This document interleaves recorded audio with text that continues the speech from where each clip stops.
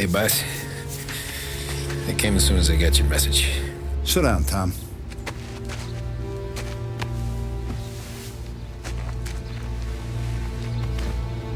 We have a mole, Tom. No. Oh. I was up all night driving myself nuts trying to figure it out. I started thinking maybe it's one of our guys. We aren't paying his fair share. Someone with a light wallet. Maybe looking to Morello for a new suit. Frank wasn't around, so I went to the safe to get the account books. To see who's getting cents on the dollar he's earned. What do you know? The books are gone, Tom. Frank. More than 50 years I've known him. Everything I have, I got with Frank.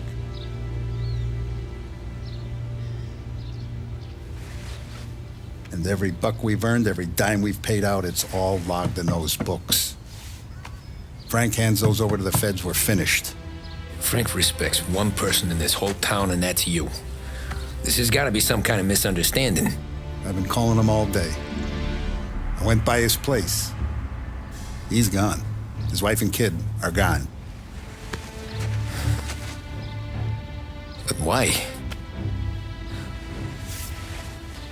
I don't know. I'm sure he has his reasons. Maybe he's still smarting over the dog. The one you tried to drown? Yeah. Same one I shot after he wouldn't let me sink her. I was a stupid kid, Tommy. But grudge or no grudge, we gotta get those books back. Shake down all our stories. See who knows what.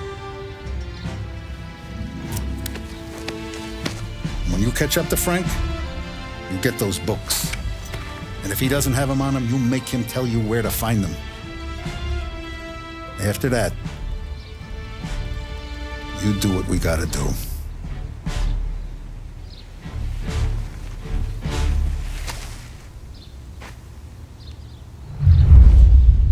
Vincenzo's waiting for you with a clean car.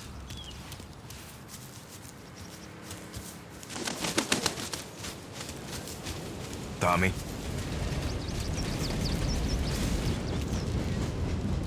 We gotta keep a lid on this, Tom. Start with Biff, but don't give him nothing. I got you a clean set of wheels. And something special here, if you want it. Tough day today, Tom. When Frank sees a La Parra, he'll know. The old ways work.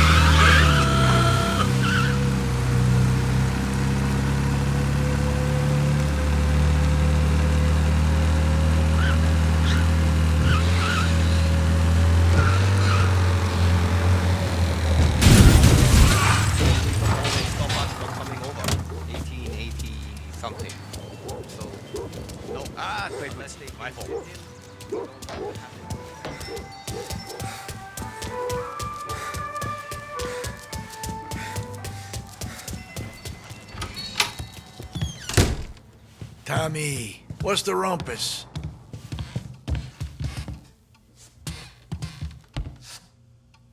Heard any big news lately? Something that Don might want to know. It depends. What's it worth to you? $20. How about 40? All right, spill. The FBI's in town. They're getting something from Morello, but I don't know what. How'd you hear? Little Tony got some guy drunk in the Black Cat and drove him home. Heard a bunch of stuff, so he's the guy you want to see. Okay. Thanks. Always a pleasure, Tommy.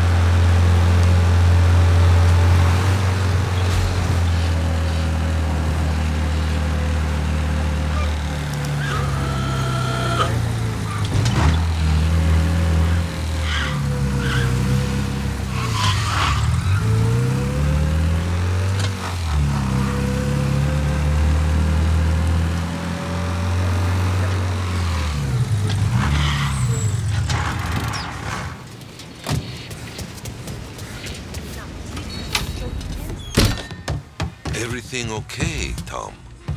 Nah, it's not. What's this about the guy you drove home who's with the feds? He came in for a drink, which turned into 10. He's hired muscle for some kind of safe house. Where? Oak Hill, corner of Pine. He gave me $10 to drive him back and keep my mouth shut. Let on that Councilor Gilatti's brokered some kind of deal between Morello and the FBI. They were all ready to sit tight on someone in there. Why the hell didn't you tell us? Tom, I did. I came in to see Frank straight away. He didn't tell the Don? No, he didn't. Tom, what's going on?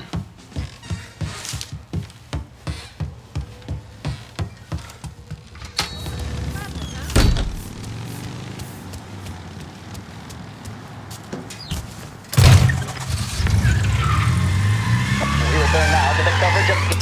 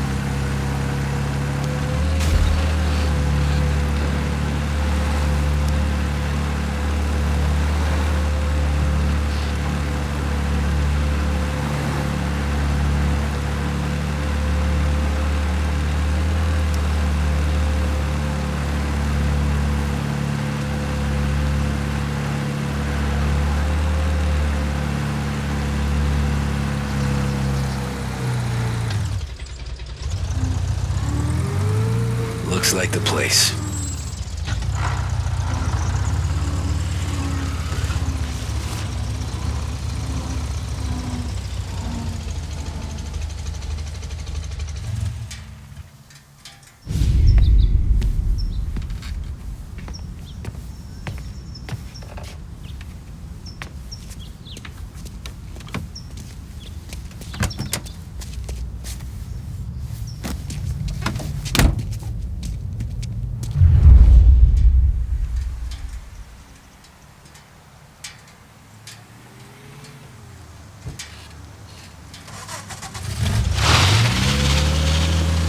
Take me to those account books, Frank. And we return now to coverage what could be the final play of this game and the series between the Lost Heaven Lancers and the Empire Bay Cannons. A quick reminder that this final inning is being brought to you by Swift Cola. When you need a lift, reach for a Swift. It's not only a taste sensation, it's guaranteed to increase focus, drive, and mental clarity. Pick up a bottle of Swift Cola today. And as we are coming to a close, let me thank today's other sponsors, Big Break Cigarettes and Lost Heaven Korea. Both of these teams could be said to be entering golden eras. Each team has a star player at the core with promising youngsters set around them. I refer, of course, to Smith and Seidel. The Cannons have had several such golden periods. The Lancers, it's fair to say, have not. I can see Lancers manager Frankie Hodge prowling in front of the dugout, gesticulating. He seems animated, to say the least. Looks like he's putting one of the officials in his place, or something or other. With the noise of the crowd, it is quite hard to say for sure. Whatever's going on down there, you can feel the sense of occasion, and you just know that whatever happens, the crowd will be the first to tell you what has happened. The Lancers are now within minutes of snatching the Gold Series, which at one stage had appeared doomed, but they equally teeter on the edge of defeat. It all comes down to the final play. Nobody is warming up in the bullpen. Nobody down there is considering the possibility of extra innings. Bunny Smith then, standing on the mound, a look of steely determination on his face. He's betraying no emotion, doesn't look nervous or tired after his exertions this series, nor does he appear to be carrying the weight of expectation. He's having a word with the umpire about something or other. What a strapping fellow, 6'2", 195 pounds. If the Lancers are to win here today, he's going to write himself into the record books. And boy, oh boy, what that would mean to the people of Lost Heaven after such a long time without glory on the diamond. All right, they've sorted out whatever was going on. Here we go then. In for the Cannons, it's Paddy Doherty. Smith is pitching the game of his life, but Doherty's a big man. If he can catch one, it could run, and with bases loaded, the Cannons would have it. Here we go. Doherty facing down Smith. Fastball and strike. Shit. The big man. They're taking you to the airport, Frank. Some speed on that ball. My goodness. It's fair to say Doherty looks a little spooked. He was convinced he had it. His body language tells the tale. Smith remains cool under pressure, not a flicker of emotion on his face. He winds up. And that's two. There was zip on that one. Good Lord. Seidel is barking something at Doherty, but we have no chance of hearing it as the noise of the crowd reaches fever pitch. Doherty's gesturing, and that's only making Seidel more irate. This is it, folks. Another strike, and the Lancers win. If Doherty can get behind it, surely the Cannons will get all their men home and snatch victory. A swing and a miss, and that's the winners! Lancers win! Lancers win! And Smith finally cracks an elated smile. He's thrown his cap in the air, as have his teammates. Lancers win the 1933 Gold Series! The mission of Lost Heaven Radio, our city's public service broadcaster, is to serve you. Start your day with WLH 570.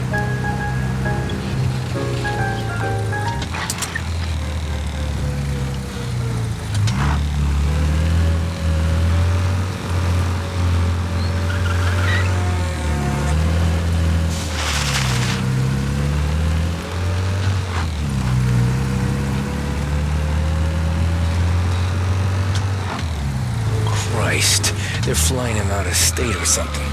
Fuck, this ain't good.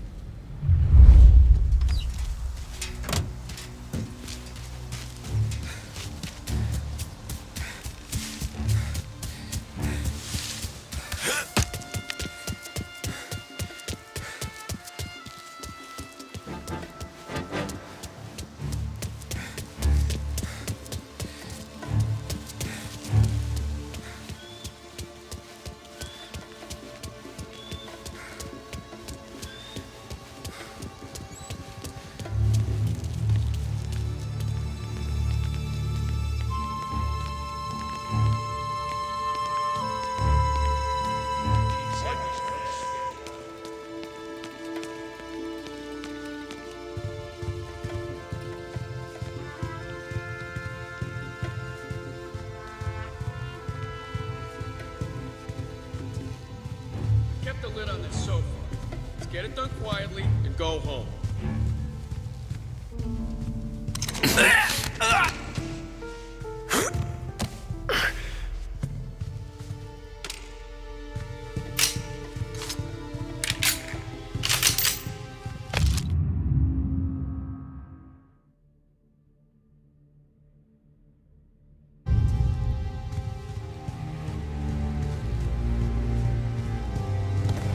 Hasn't to even show his face. For a rat like you? Nah. Get in the car.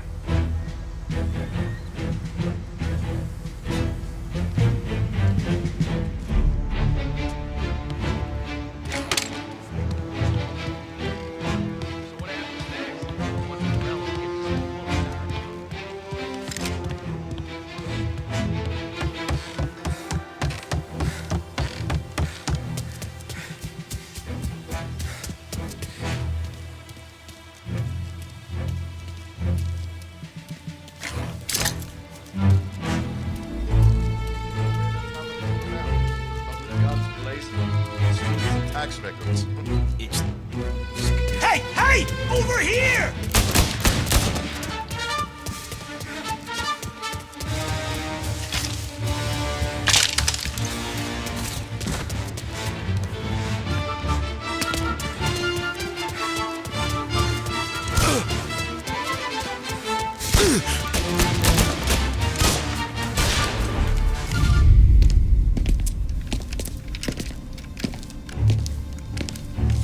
Tom.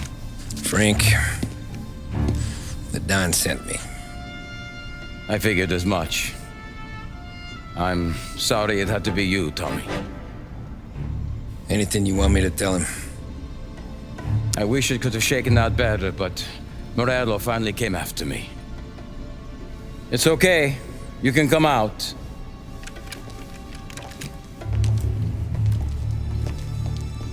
Morello offered me a simple trade. The Don's account books for our lives and tickets out of this town. You hand the books over yet? I'm not so stupid, Tom. They're safe. Morello was waiting for this.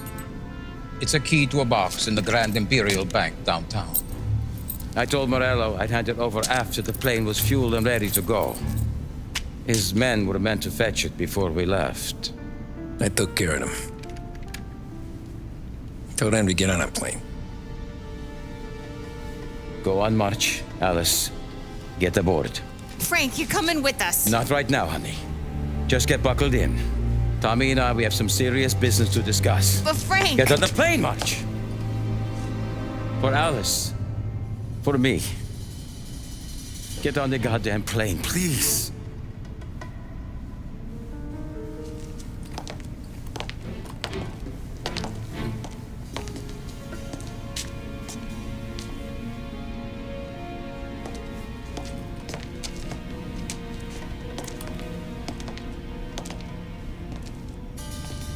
You been paid yet? Yeah.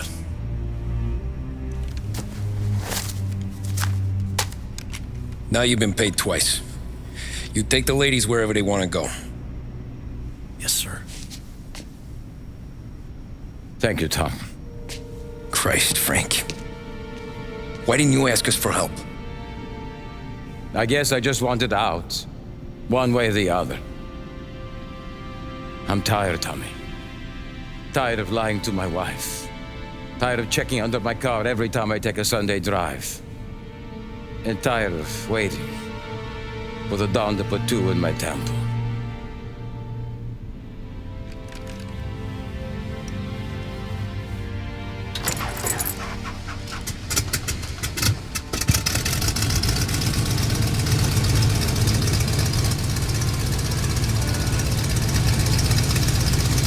God damn you, Frank.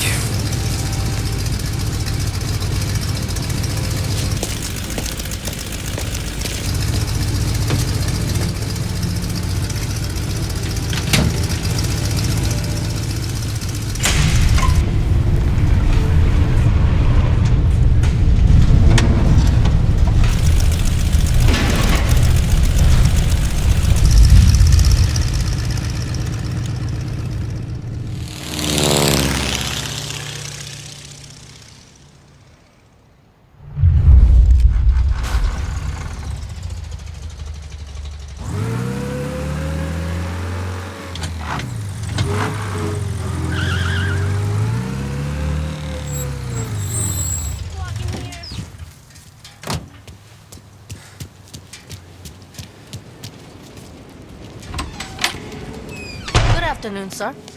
Where's the safety deposit boxes? With my colleague downstairs, sir. Thanks.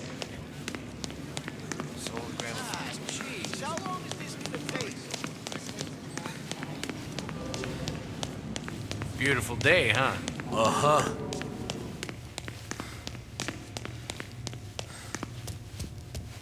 Keeping out of trouble, I hope.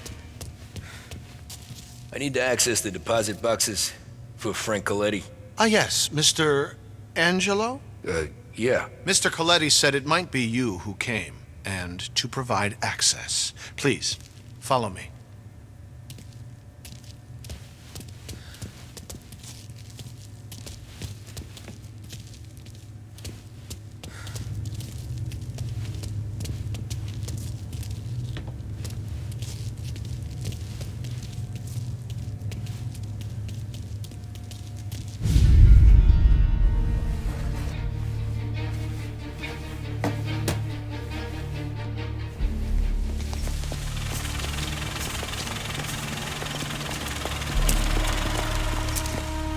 got the books and covered my tracks. Salieri never asked any questions. In fact, apart from the funeral, I never heard him talk about Frank again.